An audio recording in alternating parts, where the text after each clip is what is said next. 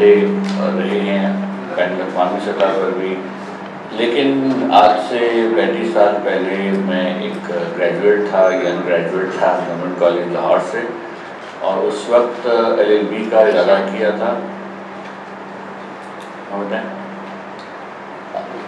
تو اس وقت LLB کا ارادہ کیا تھا، تو والدین دونوں ڈاکٹر تھے، اور والد صاحب جو تھے وہ ہری پور سے تھے، والدہ جو تھی وہ دلی سے تھی، دونوں کی شادی کوئٹہ میں ہوئی، میں لاہور میں پیدا ہوا۔ سو میں فیڈریشن کا نمائندہ ہوں، by birth I would say, ٹھیک ہے۔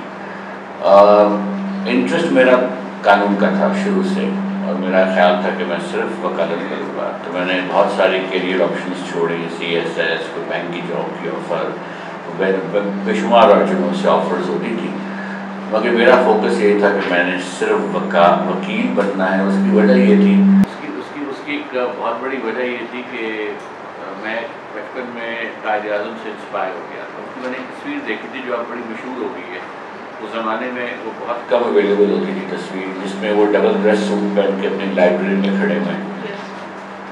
تو مجھے یوں لگا کہ یہ جو وقار اور ڈگنیٹی اور گریس ہے، اس کا تعلق اس پروفیشن سے ہے، تو میں نے انسٹنکٹ کی بیس پر کہا کہ میں وکالت کروں گا۔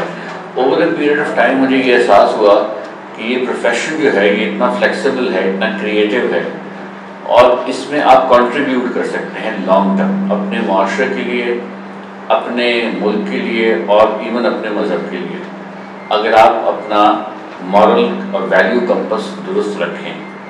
سو اللہ کا شکر ہے کہ وہ تینوں چیزیں جو تھیں وہ اللہ تعالیٰ نے مہربانی فرمائی، اور وہ سب چیزیں مجھے گرانٹ کی کہ پہلے میں نے اپنے آپ کو فائنینشلی سیکیور کیا۔ جب میں پروفیشن میں آیا 8-10 سال کی بہت محنت کی، کیسز میں پیش ہوا، کلائنٹس کو ریپرزینٹ کیا، اور وہ کرتے کرتے پھر اتنا میں نے پیسہ بنایا کہ میں نے ایک آفس کا پریمیسز خریدا، اور اس میں بلڈنگ بنائی فین روڈ کے پاس، اور وہ جو بلڈنگ ہے اسی میں، چونکہ مجھے شوق ایک اور بھی تھا، وہ بین الاقوامی قانون کا تھا، اور میرا خیال تھا کہ بین الاقوامی قانون جو ہے اس کے تھرو اور اس کی انڈرسٹینڈنگ کے تھرو آپ بہت ساری چیزیں امپروو کر سکتے ہیں، گائیڈ کر سکتے ہیں اپنے ملک کو، گائیڈ کر سکتے ہیں اپنے معاشرے کو، گائیڈ کر سکتے ہیں اپنے ارد گرد کے لوگوں کو، اپنے پروفیشنلز دوستوں کو۔ لوگوں میں بے شمار کنفیوژن ہوتا ہے، اور لوگ جو ہوتے ہیں اکثر پاکستان سے متعلقہ جتنے ایشوز ہیں ان پر ہمیشہ ایک جذباتی نقطہ نظر رکھتے ہیں۔ تو جب میں کیمبرج LLM کرنے گیا تو میں نے وہاں یہی چیز دیکھی، لائبریری میں بیٹھ کے اسٹڈی کیا کہ پاکستان کی ایشوز کیا ہیں، میجر ایشوز کیا ہیں، کیونکہ جو انٹرنیشنل لا ہے اس کا تعلق ریجیم سے نہیں ہے کہ کون ملک میں اقتدار میں ہوگا، کون کس صوبے میں اقتدار، وہ انٹرنیشنل لا یہ نہیں کہتا۔ انٹرنیشنل لا پہ جو تعلق ہے وہ بیسیکلی ہے بین الاقوامی قوانین سے۔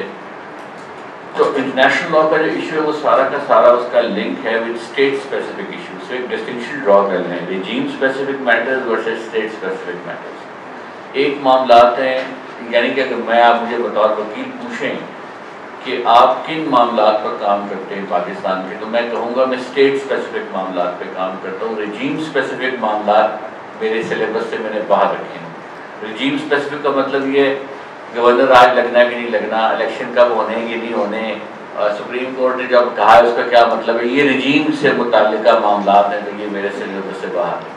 میرے سلیبس میں ایشوز ہیں جو اسٹیٹ اسپیسیفک ایشوز ہیں، بیکاز ان کا تعلق بین الاقوامی معاہدوں سے۔ سو کشمیر اسٹیٹ اسپیسیفک ایشو، ٹھیک ہے، ڈیورنٹ لائن کی لیگیلٹی اسٹیٹ اسپیسیفک ایشو ہے۔ سندھ کریک اور سیاچین کی جو ایشوز ہیں بٹوین انڈیا اینڈ پاکستان، وہ اسٹیٹس پر، کوئی بھی رجیم ہوگی یہ ایشوز چلتے رہیں گے۔ انڈس واٹر ٹریٹی کا ایشو اسٹیٹ اسپیسیفک ایشو ہے۔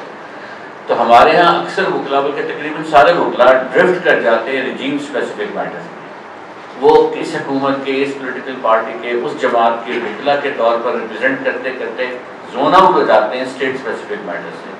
تو میں نے 30 سال سے اپنا نقطہ نظر اسی پہ رکھا ہے کہ جو اسٹیٹ کا معاملہ ہے، اسٹیٹ سے میری مراد ہے جہاں ٹریٹیز ہیں، جو اسٹیٹ کے ساتھ ٹریٹی ہوتی ہے، ٹریٹی تو حکومت کے ساتھ ہوتی نہیں ہے۔ چائنا کے آپ ٹریٹی کریں گے تو چائنا کی جو موجودہ صدر ان کے ساتھ ٹریٹی نہیں ہے، امریکہ کے ساتھ ٹریٹی کریں گے تو بائیڈن کے ساتھ نہیں ہے، وہ اسٹیٹ آف امریکہ کے ساتھ ٹریٹی ہے۔ تو اسی طرح جو پاکستان کی ریاست کے ساتھ ٹریٹیز ہیں ایک دفعہ وہ سائن کر لیتے ہیں تو وہ کنٹینیوسلی چلتی ہیں. تو اس لیے جو میرا فوکس میرا کام کا تھا تھرو آؤٹ وہ تھا on state specific matters, because میری رائے میں اس پر لوگوں نے کام نہیں کیا تھا، اس پہ ایک لانگ ٹرم اسکالرشپ بھی ڈیولپ نہیں ہوا تھا. سو کشمیر پر لوگ جان دینے کو تیار تھے لیکن تحقیق کرنے کو تیار نہیں تھے. سو کوئی تحقیقی مقالہ جب میں نے انٹری دی انٹرنیشنل لاء میں مجھے کوئی نظر نہیں آیا. تو مجھے اس کی بڑی حیرانی تھی کہ ایک ایسا ایشو جو پاکستان کے ہر بندے کے دل کے قریب ہے اس پر تحقیق کوئی نہیں ہو رہی. بس سارے ینگ اسکالرس بیٹھے ہوئے جتنا میں نے پوچھے ڈائیورس سبجیکٹ سے، جب تک آپ اکیڈیمک اسکالرلی رائٹنگز نہ کریں تو آپ اپنے ایشو کو آگے بڑھا ہی نہیں سکتے. سو یہ میرا انٹرسٹ تھا. اس انٹرسٹ کو سامنے رکھتے ہوئے پھر میں نے یہ سوچا کہ پاکستان میں تو ایسا کوئی ادارہ نہیں بڑا. میں نے ڈھونڈا کہ میں کس ادارے سے رابطہ قائم کروں. معلوم ہوا کوئی ادارہ ہی نہیں ہے، بین الاقوامی قانون کی ریسرچ کا کوئی ادارہ ایگزسٹ ہی نہیں کر رہا. یہ میرے لیے ایک اور حیرانی کی بات تھی، کیونکہ جتنے نان بلیورز کے ممالک ہیں، چاہے وہ امریکہ ہے، چاہے وہ فرانس ہے، چاہے وہ یو کے ہے، چاہے وہ انڈیا ہے، ان سب نے یہ تھنک ٹینکس انٹرنیشنل لاء کے بنائے ہوئے ہیں. پاکستان میں کوئی نہیں تھا. تو میں نے کوشش کی شروع میں، دس از 1988، میں نے کوشش کی شروع میں 88 89 90 تک میں حکومت کے مختلف جگہوں پہ جاتا رہا کہنے کے لیے کہ آپ بین الاقوامی قانون کا کوئی ادارہ بنائیں. اس میں خود بالکل آپ کی طرح شراب سے بھی ینگ تھا تو کوئی میری بات سیریسلی لے نہیں رہا تھا. پھر میں نے یہ فیصلہ کیا اچھا پھر میں خود ہی بنا لیتا. میں نے نیت کی کہ اللہ نے مجھے اتنی فیسیں دلوا دی کلائنٹ سے کہ میرے پاس یہ کیپیسٹی ہوئی تو میں اس کو خود ریز کروں گا. تو 10 سال کی وکالت کے بعد میرے پاس اتنے پیسے آئے، میں نے ایک 7 مرلے کی جگہ فین روڈ پر ہائی کورٹ کے قریب خریدی، اس پہ بلڈنگ کھڑی کی. اس کا جو سیکنڈ فلور ہے وہ میں نے ڈونیٹ کر دیا بین الاقوامی قانون کی ریسرچ کے لیے. اور اس سوسائٹی کا نام تھا research society of international law, RSIL، جو اب کافی ویل نون ہے اور اس کی ویب سائٹس دیکھی جاتی ہے، دنیا بھر میں پڑھی جاتی ہے.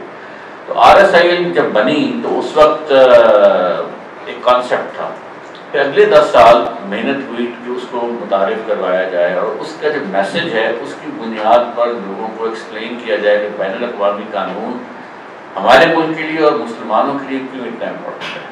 بیکاز جو آج کا دور ہے اس دور میں آپ نے جو جنگ لڑنی ہے، آپ نے جو اپنے مفادات کا تحفظ کرنا ہے وہ بین الاقوامی قوانین کے اسلحے کے تھرو کرنا ہے.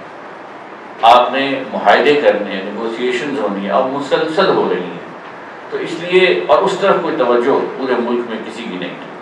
تو یہ research society of international law بنی. اگلے 20 سال اور لگے جس میں سوسائٹی کا پھر دفتر اسلام آباد میں، چونکہ میری وکالت کا کچھ حصہ اسلام آباد میں تھا، سپریم کورٹ ہائی کورٹ میں پیش ہونا، تو 10 سال پہلے میں نے اسلام آباد میں آفس بنایا اور پھر RSIL کی یہاں پہ ٹیم ریز کی. اور آج وہ ٹیم ماشاءاللہ بڑی ویل ریکگنائزڈ ہے. اور RSIL کے اسٹیٹس کا یہ حال ہے کہ جو RSIL کی ٹیم کے پچھلے سال 2 لوگ ہارورڈ لاء اسکول نے لیے. نارملی ہارورڈ جو ہے وہ صرف ایک بندہ ایک ملک سے لیتا ہے. یہ ایکسیپشنل تھا کہ 2 لوگ RSIL سے ہارورڈ لاء اسکول نے ماسٹرز پروگرام کے لیے پک کیے. تو ابھی بھی آپ RSIL کی ویب سائٹ پر کسی پر جا کے دیکھیں تو آپ کو پاکستان کے اسٹیٹ اسپیسیفک ایشوز کے حوالے سے بڑا مستند ویل ریسرچ کام ملے گا. اور ایک پوری ٹیم ہے جو کام کر رہی ہے، اس کا فائنینشیل ماڈل بھی ڈیولپ ہو گیا ہے. اور اس کو دیکھتے ہوئے اب جو ہے ریاست نے بھی کوشش کی ہے، منسٹری آف فارن افیئرز میں کوئی ونگ بنا ہے اور مختلف جگہوں پر تھنک ٹینکس اور بن رہے ہیں، پرائیویٹ یونیورسٹی میں سے انٹرنیشنل لاء کے تھنک ٹینکس بن رہے ہیں. تو امید ہے کہ یہ سلسلہ آگے بڑھے گا. تو اس سیشن کا مقصد آپ کو اس سارے ایشو سے تعارف کروانا ہے. تو جو سبجیکٹ اسی پوائنٹ آف ویو سے ہے کہ پاکستان اور بین الاقوامی قانون اور اس کا فریم ورک کیا ہے. دیکھیے میرا یہ موقف ہے کہ پاکستان میں قائد اعظم محمد علی جناح خود بھی بین الاقوامی قانون کے پریکٹیشنر تھے. ان کو ہم ظاہر قانون دان تو مانتے ہیں لیکن در حقیقت وہ بین الاقوامی قانون کو بھی پریکٹس کرتے تھے. کیوں؟ کیونکہ پاکستان کی ریاست کو انٹیگریٹ کرنے کے لیے جو ٹریٹیز چاہیے تھیں وہ انہوں نے ایکسیکیوٹ کی تھی. مثلاً جو بہاولپور ریاست کے ساتھ بین الاقوامی ٹریٹی تھی جس سے وہ پاکستان کا حصہ بنی. اسی طرح کلات کی جو ریاست ہے، اس کے بعد گوادر کی ریاست ہے، اس کے بعد سوات کی ریاست ہے، اس کے بعد ریڈ کلف ایوارڈ جو ہے وہ خود ایک آربیٹریشن ایوارڈ تھا جس کے تھرو پنجاب کی ڈویژن ہوئی.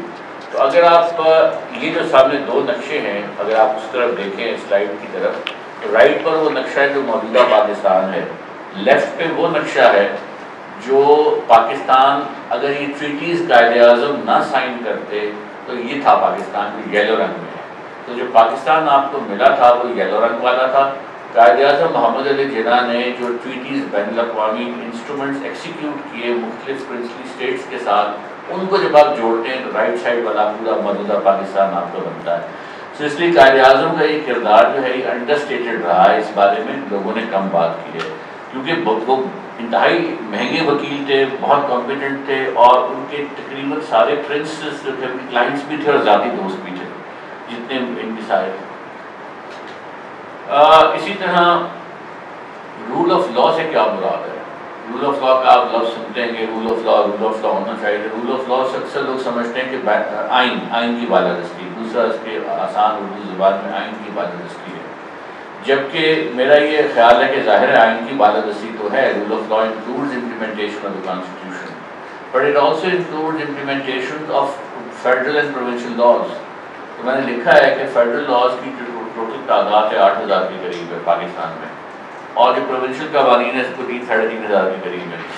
سو جب آپ کہتے ہیں ہم نے رول آف لا قانون کے کا رول, تو بیسیکلی آپ یہ کہہ رہے ہیں کہ جو یہ 13,000 کے قریب قوانین ہیں ان کو بھی امپلیمنٹ کرنا ہے پاکستان کے اندر اور پاکستان کے طول و عرض کے اندر. تو چاہے اس قانون کا تعلق کسی بھی اسپیکٹ سے ہے, آپ کی سوسائٹی سے ہے, آپ کی ٹریفک سے ہے, آپ کی لینڈ ایکوزیشن سے ہے, آپ کے پاور آف اٹرنیز کی ایکسیکیوشن سے ہے, آپ کی کانٹریکٹ کے کانٹیکسٹ میں ہے, that has to be implemented.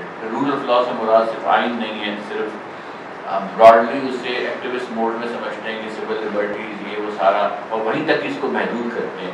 میں عرض یہ کر رہا ہوں کہ اس کے بیونڈ بھی جا کے دیکھیں.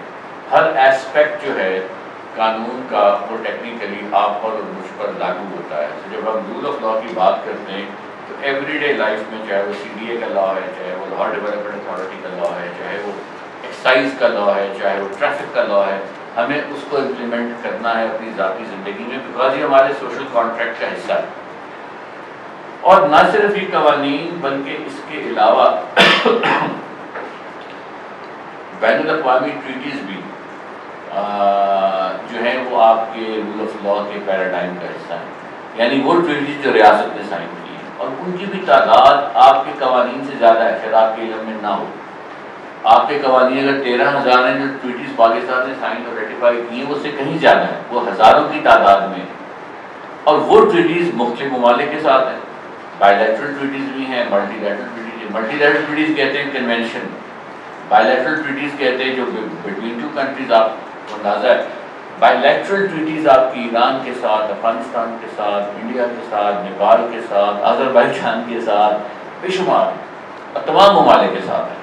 تو ان کو بھی اپ ہولڈ کرنا, جو بھی آپ نے معاہدے کیے ہیں اس معاہدے کو, کیونکہ ہر معاہدہ جو ہے وہ کاوننٹ ہے, اور ہر معاہدہ جو ہے وہ بیسیکلی قرآن کا بھی پورا کانٹیکسٹ آپ اس سے زیادہ پڑھے لکھے ہیں, قرآن بھی بیسیکلی یہی کہتا ہے جو کچھ آپ نے کہا ہے اس کو اپ ہولڈ کرے, جو آپ نے ایگری کیا ہے آپ نے اس کو اپ ہولڈ کرنا ہے. سو جو بھی آپ معاہدے میں داخل ہو گئے ہیں, ذاتی حیثیت میں, اجتماعی حیثیت میں, ملک کی حیثیت میں, آپ نے اس معاہدے کو اپ ہولڈ کرنا ہے. سو جب آپ قرآن کے پرزم سے دیکھتے ہیں تو آپ اس چیز کو ریئلائز کرتے ہیں کہ آپ کا ذاتیات کا حوالے سے پیسے کے لین دین کا بھی معاہدہ ہے. آپ جب کالج میں ایڈمٹ ہوتے ہیں, وہ امپلائمنٹ لیٹر جو ملتا ہے کہ یہ ٹرمز اینڈ کنڈیشنز ہیں, کانٹریکٹ ہے 3 سال ہے, 2 سال ہے, یہ 2 مہینے کا, یہ بھی معاہدہ ہے. اس کو بھی آپ ڈیوٹی دے گی, پڑھائیں گے. آپ اگر یہ ایگریمنٹ کرتے ہیں کہ میں PhD کے لیے جا رہا ہوں تو میں یہ کام وہاں کروں گا, واپس آؤں گا, یہ بھی معاہدہ ہے. آپ کا اپنے بچوں سے, اپنے بہن بھائیوں سے یہ بھی اورل معاہدہ بھی واٹس ایپ پہ, کہ میں آپ لوگوں کل کھانے پہ لے کے جاؤں گا, وی ول سیلیبریٹ برتھ ڈے وغیرہ, یہ بھی ٹیکنیکلی معاہدہ ہے. کہا نہیں کیوں وہ چیزیں کیوں کہتے ہو جو کر نہیں پاتے, قرآن کے الفاظ ہیں, اور وہ کیوں کرتے ہو جو تم کہتے ہو تم نہیں کر رہے. سو بیسیکلی ہم قرآن کے معاہدے کے فریم ورک کو بہت ہی لائٹ لیتے ہیں, ہم اس سے بہت ہی ڈسمسو ہوتے ہیں انفارچونیٹلی, جبکہ بنیاد ہے سوشل کوہیرنس کی وہ معاہدے پر عمل درآمد ہے. جو آپ نے پرومس کیا ہے کسی کے ساتھ اس کو اپ ہولڈ کرنا ہے. اسی طرح جو آپ لیجسلیٹو معاہدے بھی ہیں, آپ کے سارے قوانین جن کا میں نے ذکر کیا کہ بیسیکلی لیجسلیٹو معاہدے ہیں, یہ بھی قرآن کی روح سے ان کو امپلیمنٹ کرنا بے حد ضروری ہے, کیونکہ آئین ایک کانٹریکٹ ہے نا. آئین کے تحت سوشل کانٹریکٹ پولیٹیکل سائنس کس نے پڑھی ہوئی؟ آپ نے پڑھی ہوئی. سوشل آپ کو پڑھایا جاتا ہے, فنڈامنٹلز آف اسٹیٹ پڑھایا جاتا ہے. ایک سوشل کانٹریکٹ ہے between the citizen and the state, ordinary person who is a subject of the state اور دا اسٹیٹ کے مابین آئین ایک کانٹریکٹ ہے. وہ آئین سے مراد صرف ٹیکسٹ آف چند صفحات نہیں ہے, بٹ آئین کے نیچے ہونے والے تمام قوانین بھی ان ادر ورڈز اس معاہدے کی ڈیفینیشن میں آ جائیں گی قرآن میں ہے.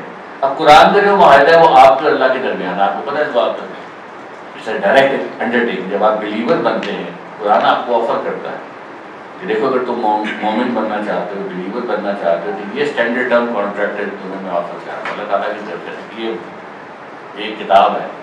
اسٹینڈرڈ ٹرم کانٹریکٹ کا پتہ کیا ہوتا ہے؟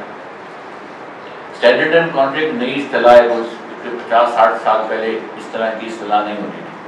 پھر ظاہر لوگ اعتراض کرتے ہیں جی آپ قرآن ابھی کیسا کانٹریکٹ تو ہو ہی نہیں سکتا کیونکہ نیگوسیشنز اس میں نہیں ہے, دونوں سائڈوں کی نیگوسیشنز بہت ضروری ہیں. تو جب قرآن کی ترتیب دی گئی تو انسانوں سے تو نہیں پوچھا گیا. اسٹینڈرڈ ٹرم کانٹریکٹ وہ کانٹریکٹس ہیں جو بنانے والا تیار کر کے پری پرنٹ کر کے آپ کے سامنے رکھ دیتا ہے اور کہتا ہے کہ اب آپ نے اس کو سائن, اگر آپ نے میری بات ماننی اس کو پورا سائن کرتے ہیں ایز از. تو جنہوں نے کبھی انشورنس کا کانٹریکٹ سائن کیا ہو, انشورنس کی کمپنیاں جو ہیں وہ کتنا موٹا کانٹریکٹ لے کر آتی ہیں, باریک پرنٹ میں بے شمار چیزیں ہوتی ہیں. وہ کہتے ہیں جی آپ پریمیم میں یہ آپ سائن کرتے ہیں, یہ ہے میری اور ہمارا. اب وہ ہوتا ہے اسٹینڈرڈ پریپیڈ کانٹریکٹ. اسی طرح آپ نے کوئی قسطوں پہ موٹر سائیکل لینی ہے, گاڑی لینی ہے, جس کمپنی سے یا جس بینک سے لینی ہے وہ آپ کے سامنے ایک ایگریمنٹ رکھتا ہے جو اسٹینڈرڈ ٹرم ہوتا ہے, چھپا ہوا ہوتا ہے, کوئی نیگوسیشن آپ نہیں کرتے, آپ جس اس کو سائن کرتے ہیں. تو بین ہی یا کمپیریزن قرآن بھی ایک پری ایکسٹینڈڈ ٹرم کانٹریکٹ اللہ کی طرف سے آپ کو آفر ہے. جب آپ اس کو لا الہ الا اللہ محمد رسول اللہ پڑھ لیتے ہیں, اب آپ کانٹریکٹنگ پارٹی بن گئے براہ راست اللہ تعالیٰ کے ساتھ. اور اس کے جتنے سب کووننٹس ہیں, ماں باپ کے ساتھ سلوک, لوگوں کے ساتھ سلوک, ریلیٹیوز کے ساتھ سلوک, اللہ کو ماننا, پیغمبروں کو ماننا, یہ سب اس کے سب کووننٹس بن گئے. تو وہ آپ کو ایکسیپٹ کرنے ہیں اور بیٹر اینڈ کمپلیٹ, کوئی اس میں نیگوسیشن نہیں. اس میں جو امپورٹنٹ کووننٹ ہے وہ کیا ہے؟ اپ ہولڈ یور کووننٹ. جو تم معاہدے کرو لوگوں کے ساتھ, پرومسز کرو, ان کو اپ ہولڈ کرو. اور اس کو بہت برا بنایا گیا, اللہ تعالیٰ نے اس کو پسند بالکل بھی نہیں فرمایا کہ جب آپ اگریمنٹس کرتے ہیں. اور مومنین اور متقین کی جو ڈیفینیشنز ہیں اس میں جو ایڈیشنل کوالٹی جو لوگ آپٹیمم بینیفیشریز ہیں قرآن کے, ایک تو ہے نا بلیور.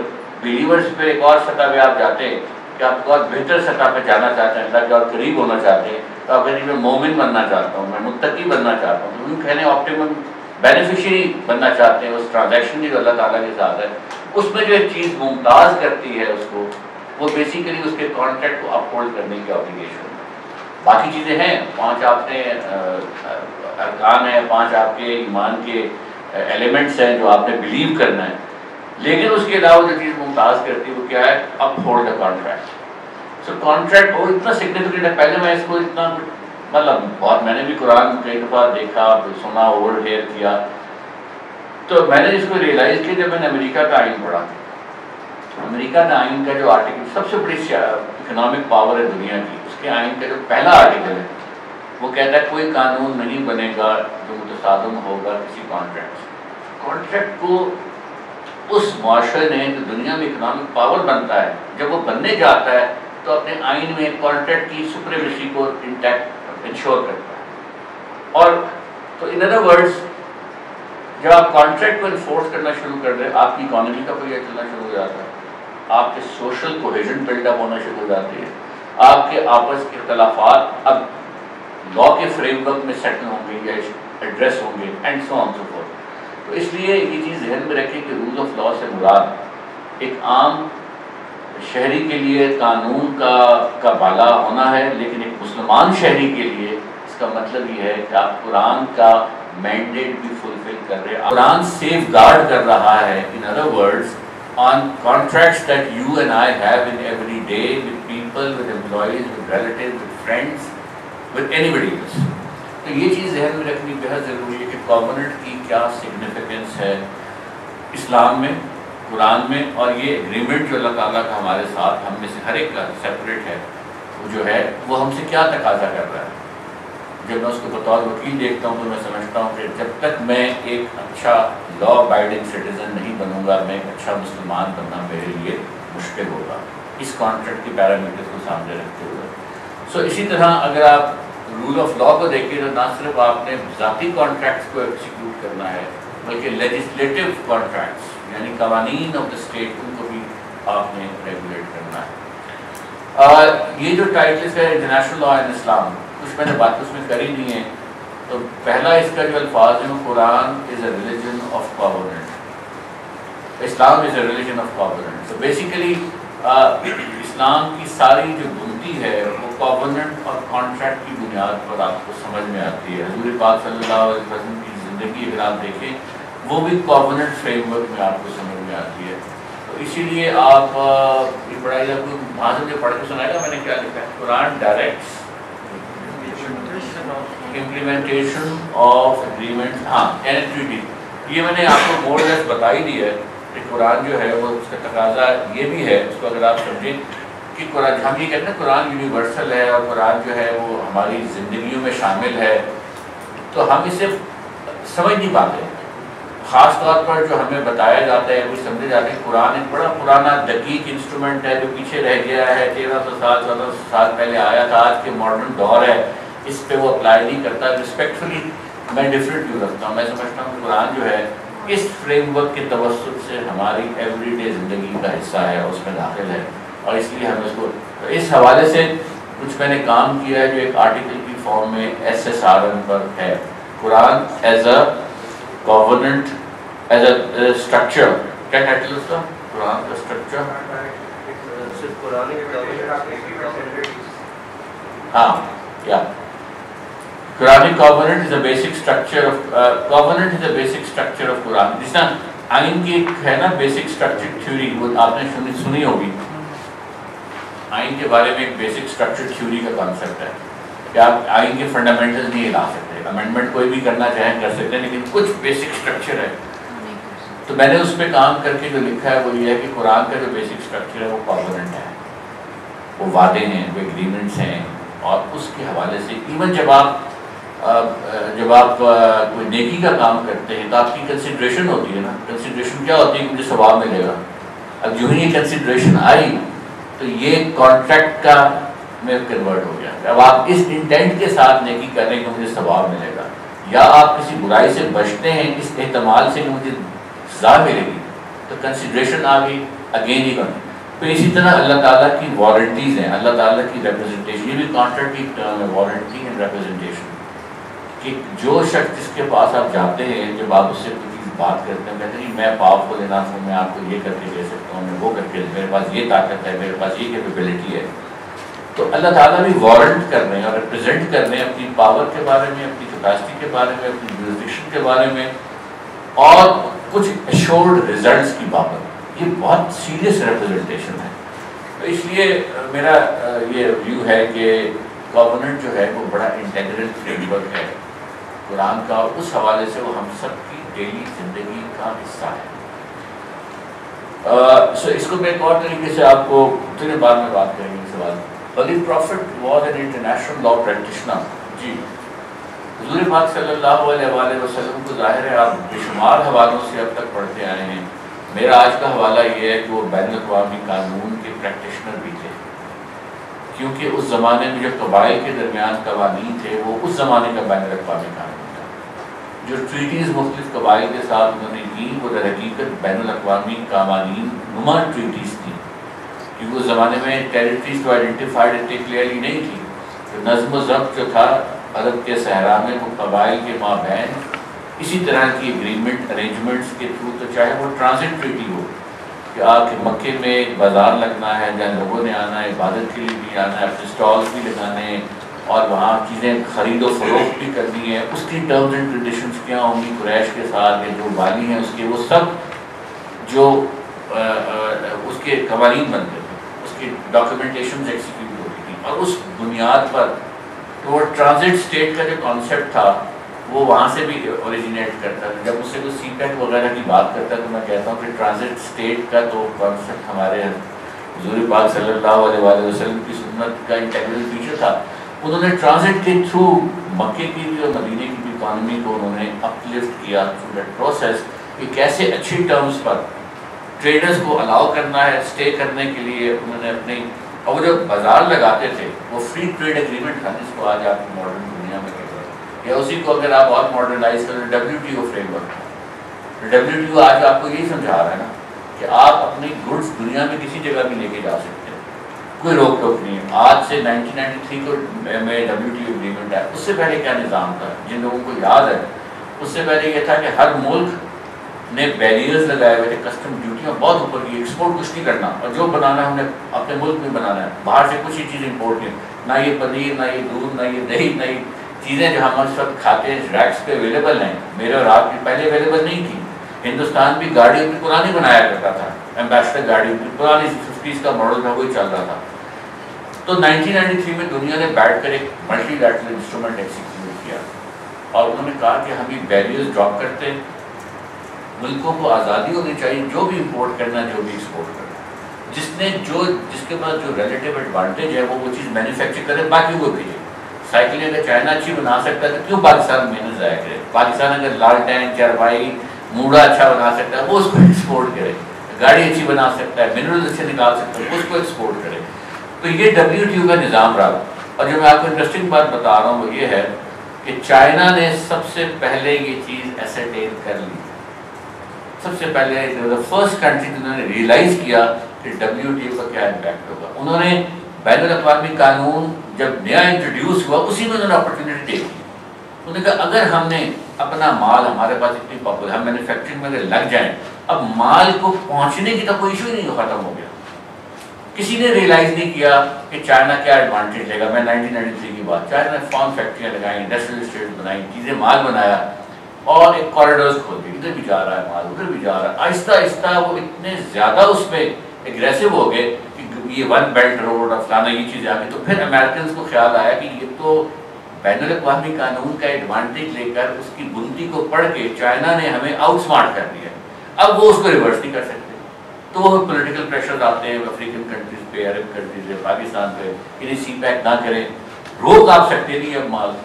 تو میں کہنا یہ چاہ رہا ہوں کہ جو ٹرانزٹ کا ایک روڈیمنٹری فریم ورک تھا اس زمانے میں, اس کی جو لیگل ڈاکومنٹیشن تھی وہ وہاں ہوا کرتی تھی. اور اسی طرح جو حضور پاک صلی اللہ علیہ وآلہ وسلم تھے وہ خود قوانین کے پریکٹیشنرز تھے. سیلز آف گڈز ایکٹ کے وہ پریکٹیشنرز تھے. سیلز آف گڈز ایکٹ کا پتہ ہے کسی کو کہ گڈز کیسے بیچی جائیں گی, ٹھیک ہے, اس کے وہ پریکٹیشنر تھے. ایجنٹ اینڈ پرنسپل ریلیشن شپ, یہ جو ایجنسی کانٹریکٹ ایک بہت اہم جز ہے, اس کو انہوں نے پرفارم کیا. حضرت خدیجہ کے وہ آفیشلی اپوائنٹڈ ایجنٹ تھے, وہ ان کی پرنسپل تھی, ان کو وہ ان پٹ وغیرہ دیا کرتے تھے.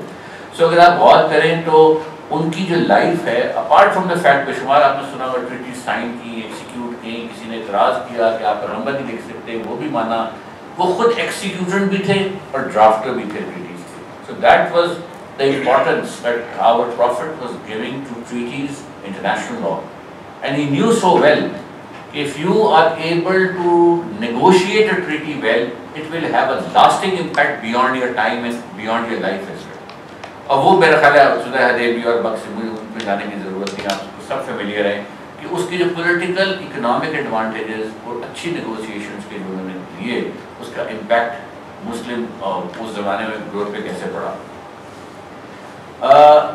جو آج کی سب سے اہم ٹریٹی ہے وہ ہے UN چارٹر 1945 کا. یہ ٹریٹی کیوں اہم ہے؟ لیگل مائل سٹون میں نے اس کو لکھا ہے, most important historic development international law, یہ بھی لکھا ہے. اس کی وجہ یہ ہے کہ خواتین و حضرات 1945 سے پہلے اور تقریباً یہ قانون تھا کہ آپ دنیا میں کسی بھی ملک کو فتح کر سکتے ہیں اور وہاں اپنا جھنڈا لہرا سکتے ہیں, وہ ملک آپ کا ہو گیا. The territory will belong to you if you are able to occupy it. So in other words, use of force was perfectly legitimate. طاقت کا استعمال جائز تھا. آپ اور occupation was a legitimate mode to acquire territory. You could acquire territory through occupation. آپ نے جائے کسی ملک میں گئے, سومناتھ کے مندر تک پہنچے, آپ نے وہاں قبضہ کیا, آپ نے کہا یہ میرا ہوا, میں گورنر بٹھا کے واپس جا رہا ہوں, وہ آپ کو ٹائٹل ٹرانسفر ہو گیا. محمد بن قاسم نے کہا کہ میں جا رہا ہوں دیبل فتح کرنے, دیبل پہ پہنچا, اس کو دیبل کا قلعہ فتح کیا, جھنڈا لہرایا, ٹائٹل ٹرانسفرز ٹو دا جو امپائر تھا عراق میں, اس کو ٹرانسفر کر دیا. طارق بن زیاد نے اسپین میں کشتیاں جلائیں، میڈرڈ تک پہنچ گئے، سیل تک پہنچ گئے، جہاں پر خرناطہ تک پہنچ گئے، ٹائٹل آپ کا ہو گیا کیونکہ آپ نے آکیوپائی کر لیا، ڈیفیٹڈ دی آرمی. یہ ایک فریم ورک تھا. 1945 میں یہ 2-3 ہزار سال کا جو فریم ورک تھا اس کو چینج کر دیا گیا اور یہ کہا گیا UN چارٹر میں کہ اب آپ طاقت کی بنیاد پر نہیں تبدیل کر سکتے سرحدیں، اب کسی ملک کی زمین کو آکیوپائی نہیں کر سکتے. اب جو بھی آپ زمین آکیوپائی کریں گے وہ ٹائٹل ٹرانسفر نہیں ہوگا. آپ ریٹین کر سکتے ہیں کچھ سیاسی وجوہات کی بنیاد پہ کہ ٹائٹل اب ٹرانسفر نہیں ہوگا. سو آپ بھی جان کر مطلب 1965 کی وار جب پاکستان کی ہوئی تو کھیم کرن کے علاقے میں پاکستان کے ایک بگڑے تھے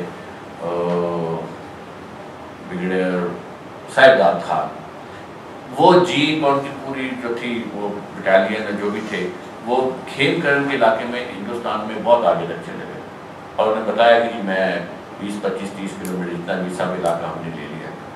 انہوں نے ٹھیک ہے ابھی آپ ریٹین کریں. پھر اقوام متحدہ سے جب سیز فائر ہوا تو you had to come back, withdraw کرنا پڑا کیونکہ آپ ٹائٹل نہیں ایکوائر کر سکتے. 1945 کا چارٹر کا بیسیکلی یہ مطلب ہے. سو آپ نے کبھی یہ سوچا کہ 1971 میں جو ایسٹ پاکستان تھا اس کو بنگلہ دیش کیوں بنایا گیا؟ حالانکہ ہندوستان کی آرمی بیٹھی ہوئی تھی، 90,000 فوجی ہمارا سرنڈر کر چکا تھا. ہندوستان نے اسے ہندوستان کا حصہ کیوں نہیں بنایا؟ اسے پروونس آف انڈیا کیوں نہیں ڈکلیئر کیا؟ حالانکہ نہ تو بنگلہ دیش کی حکومت تھی، اور اگر وہ کر بھی لیتے اس وقت تو بنگلہ دیشی کہتے ٹھیک ہے کہ آپ نے ہماری ہیلپ کی ہے. اس کی وجہ UN چارٹر کی خبر نہیں نظر آتی. UN چارٹر آپ اس کو آزادی دلوا سکتے ہیں، اس کو کسی کے قبضے میں نہیں لا سکتے. چلیے آپ تو یہ بڑا فنڈامنٹل پوائنٹ تھا اور یہ پوائنٹ اتنا کروشل ہے، اتنا امپورٹنٹ ہے کہ آپ کا سارا نان اسٹیٹ ایکٹرز کا نیریٹو اس کی پہلو تہی میں گزرتا رہا. اس کو کسی نے رجسٹر ہی نہیں کیا. وہ اسی جو فریم ورک تھا نا پرانا والا 2000 سال سے چلا آ رہا تھا کہ قبضہ کرو گھوڑے دوڑاتے ہوئے قلعہ فتح کرو جھنڈا لہراؤ آپ کا ہوگا، اس نیریٹو کو ہی کنزیوم کرتے رہے. UN چارٹر کو کسی نے کسی بھی ماڈرن اسلامک اسکالر نے ہارڈلی کنسیڈر کیا. سو اسلام سے متعلق جتنا اسکالرشپ آیا ہے، قرآن کی انٹرپریٹیشن، تفاسیر، سارا کچھ، اس میں UN چارٹر کا ذکر ہی آپ کو نہ ہونے کے برابر ملتا ہے، یا اگر ملتا ہے تو بہت کم، لیکن اس کا امپیکٹ اس کانٹیکسٹ میں ایکسپلین ہی نہیں ہوا. مولانا مودودی صاحب ایک کتاب میں نے میری نظر سے گزری جس میں جنیوا کنونشن، اس زمانے میں سارے گوگل وغیرہ تھا نہیں، کنونشن بنے ہوں گے تو کئی سال لگے ہوں گے مودودی صاحب کی ٹیبل تک پہنچتے ہوئے. تو میرا 50s میں لکھی گئی کتاب یہ کنونشن 49 میں آئے تھے. تو وہ مجھے اس میں نا ایک آتھر کی ایکسائٹمنٹ نظر آتی ہے، اس کو ریپروڈیوس کرتے بتاتے ہیں کہ بین الاقوامی قانون میں یہ ڈیولپمنٹ ہوئی. آئی واز جسٹ رجسٹرنگ کہ اگر اس کوالٹی کے اسکالر ڈاکٹر حمید اللہ نے کچھ اس پر کام کیا، انہوں نے کچھ انٹرنیشنل لاء کے حوالے سے اپنے لیکچر میں اس کا ذکر کیا. اگر اس لیول کے اسکالرس کو انٹرنیشنل لاء کا کمبینیشن ملتا تو شاید نیریٹو بہت ڈفرینٹلی ڈیولپ ہو پاتا. بہرحال اس کو مان چھوڑتے ہیں. سو UN چارٹر کو ذہن میں رکھیں، UN چارٹر کا ایک فنڈامنٹ. تب آپ سرحدیں تبدیل نہیں کر سکتے، جو سرحد جہاں فکسیٹ ہو گئی ہے وہ ہو گئی ہے. ظاہر ہے اس میں دو کنٹروورشل ایریاز ہیں، پیلسٹائن اور کشمیر، جہاں پر ڈسپیوٹڈ ٹیریٹری ہے تو وہ وہی چلتا رہا. لیکن اب جو ہمارا ہے افریقہ کی اگر آپ میپ اٹھا کے دیکھیں تو سرحدوں کی ڈسٹریبیوشن رائٹ اینگلس پر ہے، سیدھی لائن ایسے پھر ایسے سیدھی لائن لمبی سی نیچے کانگو شانگو ان سب کے اگر آپ دیکھیں تو ایسے نہیں جا رہی سیدھی سیدھی. انگریزوں نے جب وہ 1945 کی ایئر دیا اس سے پہلے وہ لائنیں لگا کر سرحدیں بنا کر ایگزٹ کر گئے. UN چارٹر آ گیا، وہ سرحدیں دے obtained finally. اب وہاں اس کے وار کرائمز بھی ہو گئے، قبائل ڈیوائڈ ہو گئے. کوئی سیاہ فام مختلف قبائلوں کی بھی بہت اسٹرانگ انٹر ٹرائبل ہوتا ہے، وہ ڈیوائڈ ہو گئے، وہ آپس میں لڑائیاں شروع ہو گئی. اور ایسی ایسی لڑائیاں خوفناک ہوئی کہ وار کرائمز بھی کمٹ ہوئے، مگر سرحدیں نہیں کسی نے ہلانی. یہ سرحدیں اب اٹین کرنی ہے. اگر ہم نے اس چیز کو چھیڑا تو بین الاقوامی امن جو ہے وہ ڈسٹرب ہو جائے گا. یہی صورتحال ڈیورنٹ لائن کی ہے کہ ڈیورنٹ لائن ایگریمنٹ کی ہے کہ ڈیورنٹ لائن نے بھی اٹین کر لی finality by virtue of the UN charter and by virtue of that it has attain finality. So اس لیے جب انڈیا آج بات کرتا ہے، انڈیا پر ایک اعتراض جو ہوا ہے وہ یہ ہوا ہے کہ میں نے کہا کہ ہم اکھنڈ بھارت کے فریم ورک کو ری انفورس کریں گے، یعنی جو بھارت پہلے تھا اسے ریکلیم کریں. اس میں کیا کیا تھا پتہ ہے آپ کو؟ اس میں نیپال بھی تھا، اس میں اب تو افغانستان بھی تھا، اس میں بنگلہ دیش بھی ہے، اس میں سری لنکا بھی ہے. سو میری کسی بھارتی ایکسپرٹ سے کہیں گفتگو ہو رہی تھی تو میں نے کہا کہ جو آپ بات کر رہے ہیں اگینسٹ انٹرنیشنل لا ہے، you just can't do that. اور آپ جو ڈاکیومنٹ کر رہے ہیں، آپ کی جو ریاست ڈاکیومنٹ کر رہی ہے چیزوں کو جو بین الاقوامی قانون سے متصادم ہے. سو بہرحال میری کہنے سے مراد یہ تھی کہ اب اگر ہم نے اپنا اسٹریٹجی بنانی ہے انفلوئنس کرنے کی، الوا کرنے کی، تو وہ اسٹریٹجی ڈفرینٹلی بنے گی. اور ٹیریٹوریل کنٹرول کی بنیاد پہ آپ بنا ہی نہیں سکتے، کوئی بنانے کو نہیں دے گا. تو اگر آپ نے دنیا میں انفلوئنس قائم کرنا ہے اپنا، جو ظاہر ہے ہر مسلمان کے اندر کی خواہش ہوتی ہے، وہ بطور قوت ابھرنا ہے، یا بطور پاکستانی ہے، بطور کوئی کسی بھی حیثیت میں آپ آگے آنا چاہتے ہیں، تو ٹیریٹوریل کنٹرول کی بنیاد پر چانسز جو ہیں وہ اب نہ ہونے کے برابر ہیں. نیکسٹ چیز جو ہے وہ ہے باؤنڈریز ہے بیکم پرماننٹ، میں نے آپ کو بتا دیا. اس کے علاوہ آکوپیشن بیکم انلیگل. ہاں، اٹیک اینڈ آکوپیشن وہ بھی میں نے بائی اینڈ لارج سمرائز کر دیا. یہ ایک مختلف ڈبے ہیں جس میں نے بتایا کہ سورسز آف انٹرنیشنل لا کہاں ہیں. ابھی بیسیکلی یہ سوال اکثر لوگ پوچھتے ہیں جی جب سیشن کے بعد یہ کوئی کتاب بتائیں انٹرنیشنل لا میں سارا کچھ سمجھا رہے، تو ایسی بھی کوئی کتاب ہے نہیں. اس کے لیے میرے وہ 15 سال پرانے میری جوانی میں جو لیکچرز 40 ریکارڈ ہوئے تھے ورچوئل یونیورسٹی کے، وہ دیر نیئرسٹ ٹو اپنا سی ایس ایس کے اسٹوڈنٹس کو بہت دیکھتے ہیں پڑھتے ہیں. بٹ دیٹ پارٹ میں آپ کو ویسے سمجھا دیتا ہوں کہ ٹریٹیز کے سورسز کیا ہیں، سوری بین الاقوامی قانون کے. پہلا سورس اگر آپ دیکھیں لیفٹ سائڈ پہ ہے ٹریٹیز، یعنی معاہدے، بین الاقوامی معاہدے. دوسرا سورس ہے انٹرنیشنل کسٹم، یعنی کہ بین الاقوامی رسم و رواج ریلیٹنگ ٹو انٹرنیشنل لا. تیسرا سورس ہے جوڈیشل ڈیسیجنز، جو بہت لوکل گورنمنٹ، لوکل کے اور انٹرنیشنل کے. اور چوتھا ہے آپ کا ایکیڈیمک رائٹنگز، یہ بہت امپورٹنٹ ہے اور اس میں آپ جیسے اسکالرز بہت امپورٹنٹ ہیں. اور ایک ہے انٹرنیشنل آرگنائزیشنز، یعنی بین الاقوامی ادارے جو مسلسل قانون سازی کے عمل کو آگے بڑھا رہے ہیں. سو یہ سمری ہے ان سورسز. سو اگر آپ نے فار ایگزامپل ہیومن رائٹس پر کام کر رہے ہیں، یا آپ کام کر رہے ہیں کلچرل پراپرٹی پر کہ جی یہ تخبائی کا علاقہ، یہ سوشولوجسٹ مجھے سنا تھا میں نے، آپ کام کرنا چاہ رہے ہیں سوشولوجی اینتھروپولوجی وغیرہ کے اس پر، آپ کہتے ہیں ٹیکسلا میں کام کرنا ہے یا اور بھی جگہیں جو سائٹس ہیں سوات وغیرہ وہاں کام کرنا ہے، تو آپ کو دیکھنا پڑے گا کہ فرسٹ تھنگ کہ انٹرنیشنل ٹریٹی کون سی ہے بین الاقوامی. آپ کی اچھا UNESCO convention on preservation of cultural heritage جو ہے وہ اس کا گورننگ قانون بن جائے گا آپ کی سبجیکٹ کا. اب پھر آپ دیکھیں کسٹم کیا ہے.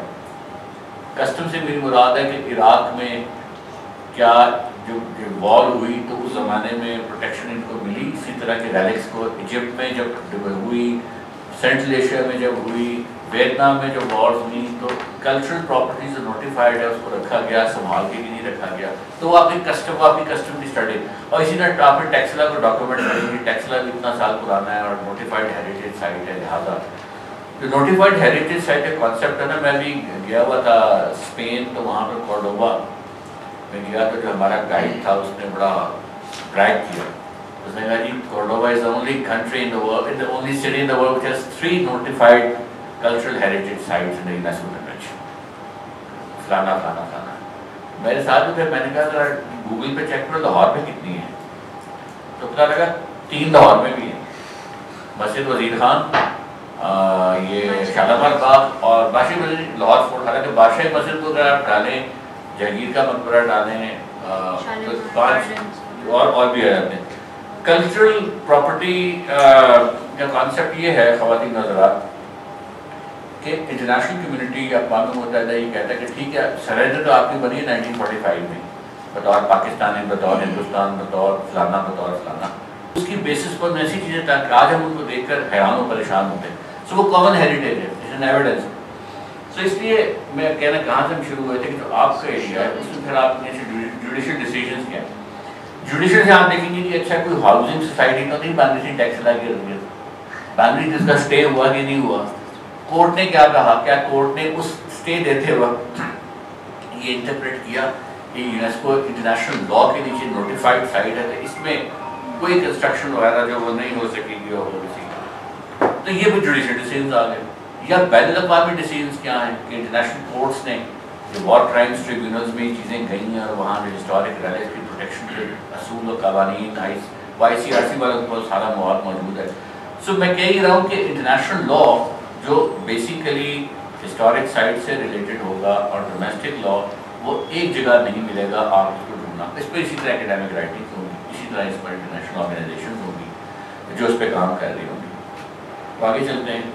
کسی کو سوال اگر ذہن میں آئے تو please do not hesitate to ask اور بتائیں پہلے سوال نہیں آپ سر.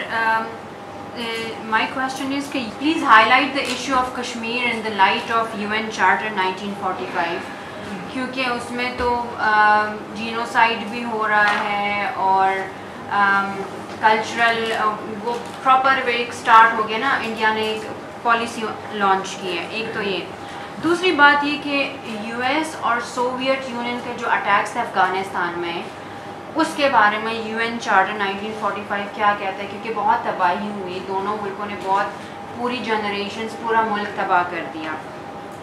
اس کے علاوہ آپ نے انٹرنیشنل لا کی بات کی کہ کوئی کسی کو مطلب آکیوپائی نہیں کر سکتا یہ وہ, لیکن ٹرکی نے ایک وہ آئی تھنک 900 ایئرس پرانا ایک کانٹریکٹ سائن کیا جس کے مطابق کہ وہ جو ماسک ہے وہ ابھی ایک میوزیم نہیں رہے گا اور ابھی وہ ایک ماسک میں کنورٹ ہو جائے گا اور یہ جگہیں جو ہیں یہ اب ہماری قبضے میں آ جائیں گی.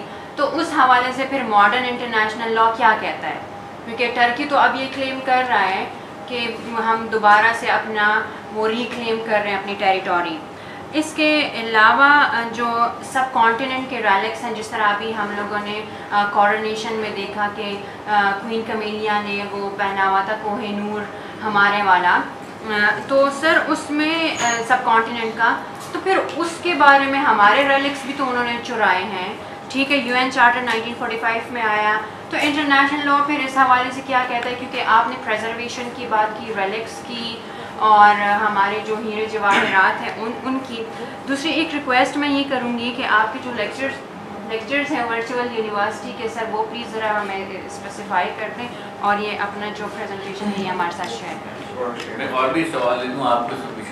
تین سوال لیتے ہیں, لیکن میں تھوڑا سا ماڈریٹ کرتا ہوں کیونکہ ٹائم کم ہے سر کے پاس بھی, تو صرف سوال کمنٹ نہیں پلیز. جی غفران سر, یہ جتنے بھی ایگریمنٹ سائن ہوئے نا تو اس کی امپلیمنٹیشن ضروری ہے. جیسے آپ نے بتایا بھی کہ ہر ایگریمنٹ کا امپلیمنٹیشن ہونا ضروری ہے. تو اگر ہم دیکھیں پاکستان نے گیس پائپ لائن کے بارے میں کے حوالے سے بہت ایگریمنٹ کیے, وہ خواہ وہ ایران کے ساتھ, وہ خواہ وہ ترکمانستان کے ساتھ. کس کے حوالے سے؟ ٹرانزٹ گیس پائپ لائن کے حوالے. ہاں, تو 2011 میں ہوئے تھے لیکن ابھی تک امپلیمنٹ نہیں ہوئے. اس کے علاوہ Afghanistan Pakistan free trade agreement ہوا تھا, پیس ایگریمنٹ ہوا تھا, وہ بھی ابھی تک امپلیمنٹ نہیں ہوا. افغانستان پاکستان کا یس سر. ٹھیک ہے. تو اس کی امپلیمنٹیشن کی مین وجہ کیوں ہے, کیا ہے کہ امپلیمنٹ نہیں ہوتی ہے؟ ایک اور سوال کا سیٹ لے لیجیے. جی سر میرا ایک کوشچن ہے کہ سر کل ہم ایک لیکچر میں پڑھے تھے کہ پاکستان جو ہے وہ سیکنڈ ہوسٹ کنٹری ہے, سیکنڈ بڑی ہوسٹ کنٹری ہے, لیکن ابھی تک ریفیوجیز کے کوئی لاز وغیرہ نہیں بنے. تو کیا واقعی ایسا ہے, اور اگر ایسا ہے تو کیوں نہیں؟ ایک اور سوال آپ نے سب سے پہلے آپ سر پاکستان میں انٹرنیشنل لا کے لیے اسپیس ہے کافی زیادہ, جو میں نے اپنے سورس سے آبزرو کیا. میں ڈیفینس اینڈ اسٹریٹجک اسٹڈیز کا اسٹوڈنٹ ہوں. تو سر اگر ایک اسٹوڈنٹ انٹرنیشنل لا کی طرف جانا چاہتا ہے تو اس کے لیے ڈگری اوارڈنگ کی ایک انسٹیٹیوٹ کو ایک خاص میں نے نوٹ نہیں کی. ایک یونیورسٹی میں نے نوٹ کی کہ وہ آفر کر رہی ہے, تو سر اس سائٹ پہ جانے کے لیے ہم کون سا راستہ اختیار کر سکتے ہیں؟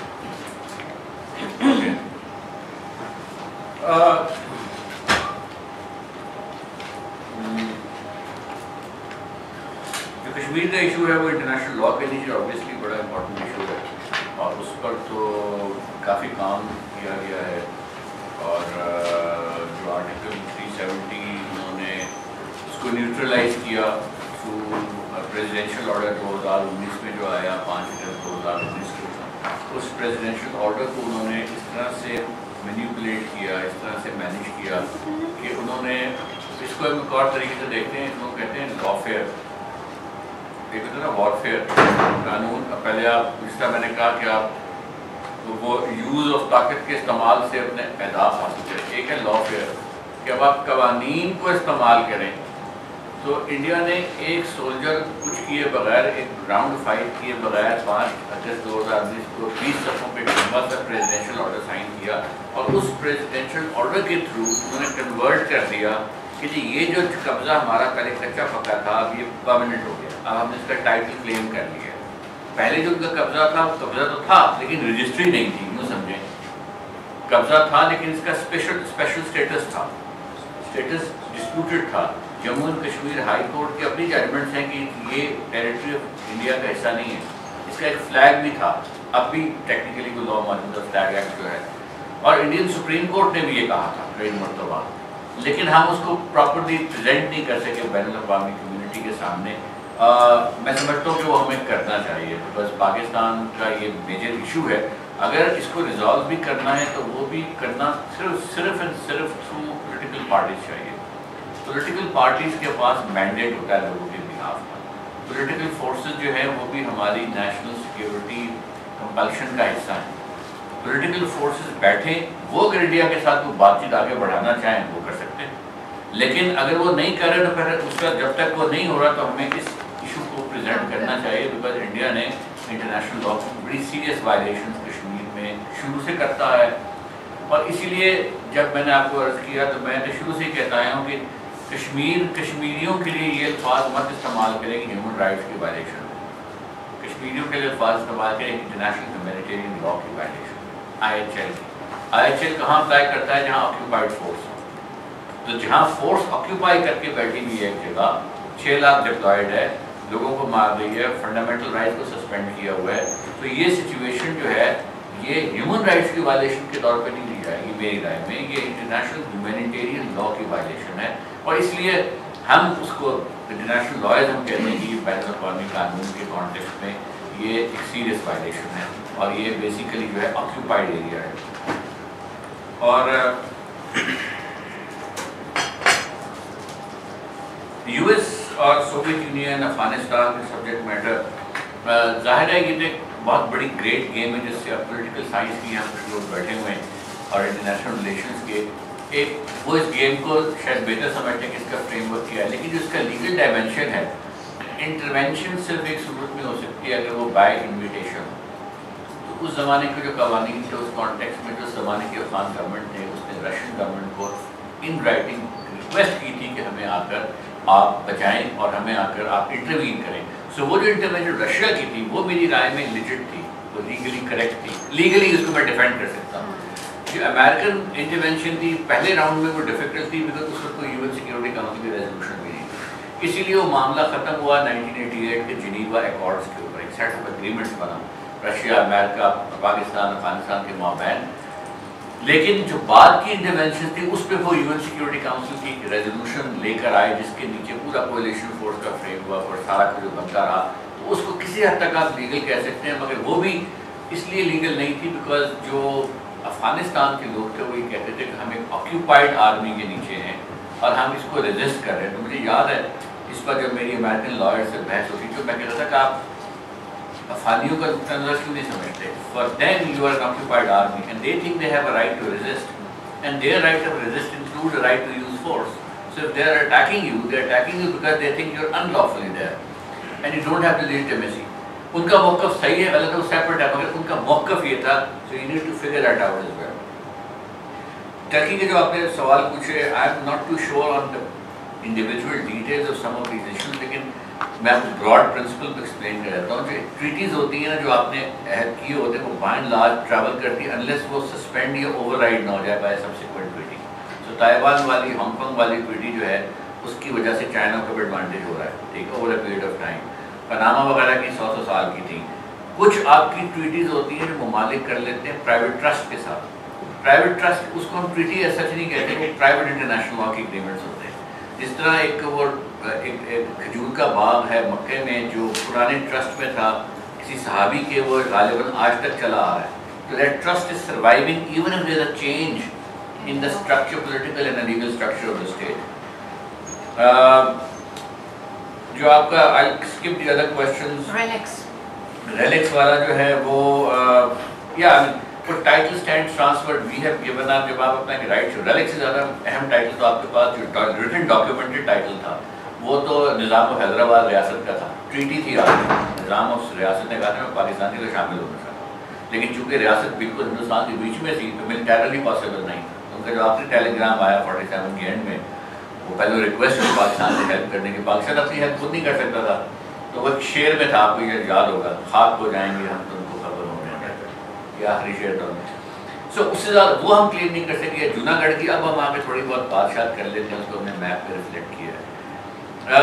جو ایگریمنٹ ہے باقی ایران، افغانستان اور باقی جو بائیلیٹرل ایگریمنٹس ہیں ان کے مختلف سبجیکٹ میٹرز ہیں، مختلف ایریاز ہیں۔ میں ذاتی طور سے سمجھتا ہوں، میری پریزنٹیشن بھی ہوئی تھی، اس میں افغان امبیسڈر اور ایرانی امبیسڈر تھے، اور میرا یہ نقطۂ نظر تھا کہ ہم ٹریٹیز کی بنیاد پر اپنے نیبرنگ کنٹریز کے ساتھ ہمارے اوپر obligation ہے ٹو انگیج ود them، چاہے ایران پر سینکشنز بھی لگی ہوئی ہیں، یو ایس کی سینکشن لگی ہوئی ہیں، یو این کی بھی ختم ہو گئی ہیں، باقی بھی لگی ہوئی ہیں، لیکن ہم پر obligation ہے بیکاز ہم نے ٹریٹیز کی ہوئی ہیں افغانستان کے ساتھ، ایران کے ساتھ، اب ہم سینٹرل ایشین کنٹریز کے ساتھ کر رہے ہیں۔ ہم رائٹ آف ٹرانزٹ ہے، جو لینڈ لاک کنٹری ہے آپ کو پتہ ہی ہوگا، law of the sea convention میں اس کو ایکسیس کا رائٹ ہے۔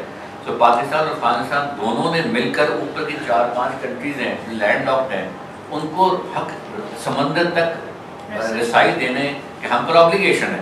سو پاکستان اور Afghanistan have to come together to find out کہ ہم نے ریل کے تھرو دینا ہے، ٹرکوں کو لے کے جانا ہے، وینس پہ جانا ہے، گاڑیاں جانی ہیں، وٹ ایور جو بھی، اور اس کے باقاعدہ تفصیلی کنونشنز اور ایگریمنٹس ہیں، ٹرانزٹ ٹریڈ کے ایگریمنٹس ہیں، ملٹی موڈل کنونشنز ہیں، کنٹینرز ایگریمنٹس ہیں، کارنٹ کنونشن ہے کہ جب گڈز اور کنٹینر جو ہے کراچی پورٹ کو اترے گا اس پہ لاک لگا ہوگا، وہ پھر سینٹرل ایشین اسٹیٹ تک اپ فرنٹ جائے گا، and so on so forth. Refugee law میں میرا ذاتی ہمیشہ سے یہ ویو ہے کہ پاکستان نہیں ہے ریفیوجی لا۔ یہ قیام پاکستان کے وقت ریفیوجی موومنٹ تاریخ کی سب سے بڑی موومنٹ تھی، اس کے بعد جو بڑی موومنٹ تھی وہ افغانستان کی ریفیوجیز کی تھی۔ افغانستان کے ریفیوجیز کو انفارچونیٹلی ہم پراپرلی نہیں ٹریٹ کر پا رہے، کسی لیگل باسکٹ میں کلیئرٹی کے ساتھ نہیں، ہم ان کو یا جنرل لا کے نیچے یا فارنرز ایکٹ کے نیچے 2-3 مہینے رکھا، پش بیک کیا، اگر نہیں رکھا تو ویسے ہی پھر رہا ہے، کچھ سمجھ نہیں رہے کرنا کیا ہے، نادرا کے تھرو انڈائریکٹلی۔ میرا یہ خیال ہے کہ ہمیں refugee law related to Afghanistan بنانا چاہیے، کیونکہ ان کی بھی نیچر مختلف ہے۔ ایک کیٹیگری اور مختلف کیٹیگریز میں ڈالیں نا، ایک کیٹیگری ہے جو جینول ریفیوجی کنونشن، اگر آپ نے شاید پڑھا ہو اس میں فیلوشپ میں، کہ ریفیوجی جو ڈر کے بھاگا ہوا ہے، پرسیکیوٹ ہونا چاہتا ہے، لا اینڈ آرڈر ایسا ہے، اس کی ایک کیٹیگری ہے، وہ کہے کہ جی میرا فلانا ڈسٹرکٹ ہے، دور دراز افغانستان ہے، وہاں یہ سچویشن ہے، میں بھاگ کے پاکستان آ گیا، تو آپ اس کو اسیس کریں اور اس کے بعد اس کو کیٹیگری دیں یا نہ دیں۔ پھر ایک کیٹیگری آتی ہے جو اکنامک مائیگرینٹس ہیں، ایک بندہ کہتا ہے کہ میں نے تو یہاں پر ویگنوں کا کاروبار شروع کر دیا ہے، میرا کھاتا ہے، کپڑوں کا کاروبار شروع ہو گیا ہے، اس کو ٹیکس پے بنا لیں، اس کو ریکگنائز کریں، اس کو مین اسٹریم کا حصہ بنائیں۔ ایک ہے وہ کہتے ہیں میں نے یہ شادی کر لی ہے، اب سٹیزن شپ ایکٹ ٹریگر ہو جائے گا، اس کے نیچے ہی از انٹائٹلڈ ٹو سٹیزن شپ۔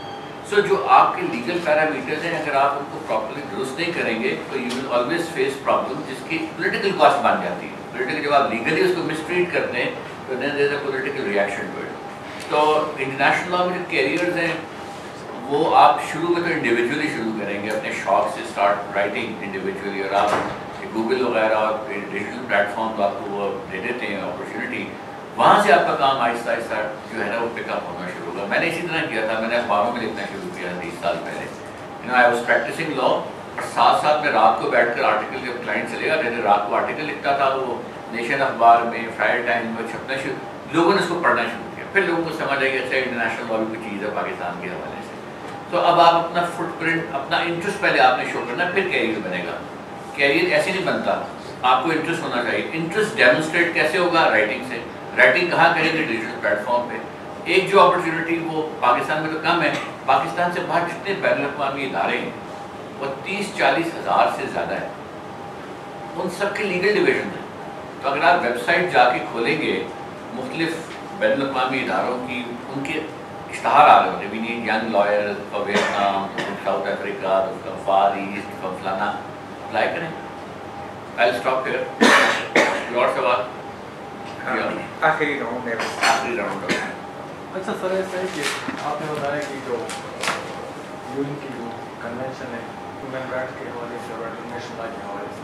اس سے پہلے ہم دیکھتے ہیں تو لیگ آف نیشن بنا, اس کی پوری آف وارسین چکا تھا, اس کے باوجود دوسری جنگ عظیم 1949 میں چل گئی.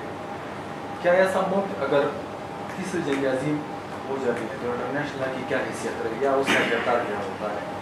کیا انٹرنیشنل لا جو ہے وہ ریل لا ہے یا اسٹیٹ لا جو ہے وہ ریل لا ہے؟ جی میں سر یہ اگر ریفیوجیز کے لیے کوئی لا نہیں ہے تو یہ بعض کو ہم دیکھتے ہیں جن کو پاس پاکستانی آئی ڈی کارڈ ہوتے ہیں, نادرا نے بنا کے دیے ہوئے ہیں, تو یہ پھر کس قانون کے تحت انہیں بنا کر دیتی ہے نادرا؟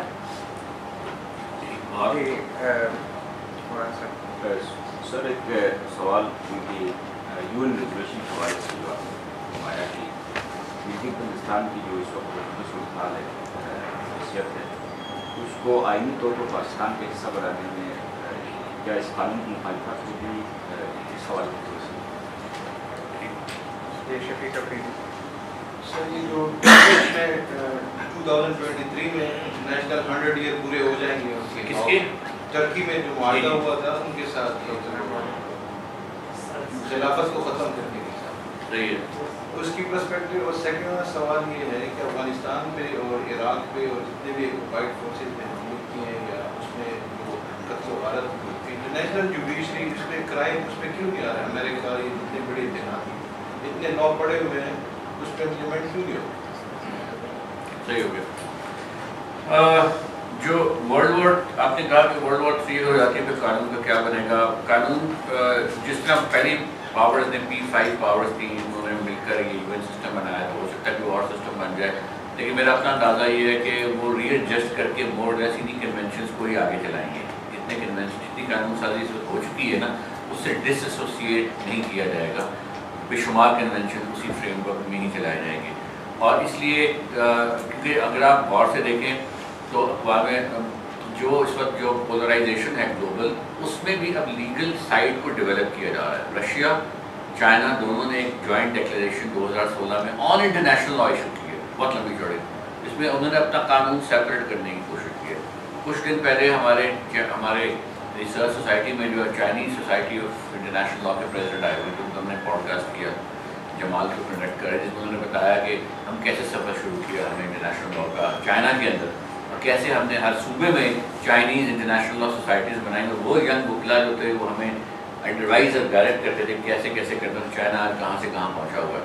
سو وہ یہ کمپلیٹلی اسٹرکچر ڈیمالش نہیں ہوگا. خدا نخواستہ اگر ورلڈ وار 3 ہوتی بھی ہے, it will resurrect but with some changes at best. تو بے شمار جو اگر UN سسٹم جو ایک آرگنائزیشن ہے, باقی بے شمار آرگنائزیشن 50,000 سے زائد انٹرنیشنل ٹریٹیز جو ہیں وہ آپ کی قائم و دائم رہیں گی. بالکل اسی طرح جس طرح جب تقسیم ہوئی تھی, ہندوستان پاکستان الگ الگ ہوئے, ہندو وہاں سے لگے رہے, وہ آگے تھے, تو جو پٹوار خانے کا ریکارڈ تھا وہ تبدیل نہیں ہوا. وہاں سے لوگوں نے آ کے اسی طرح سے اپنا دلی کا جو ایڈریس تھا اس کے پٹوار خانے کی تفصیلات یہاں پر کمشنر کو دی, کمشنر نے اس کو میچ کیا, پھر اس کو کہا اچھا آپ پتوکی میں جا کے آپ بات ہو جائیں, یہ میرے پاس جگہ خالی ہے, یہ وہ وغیرہ وغیرہ.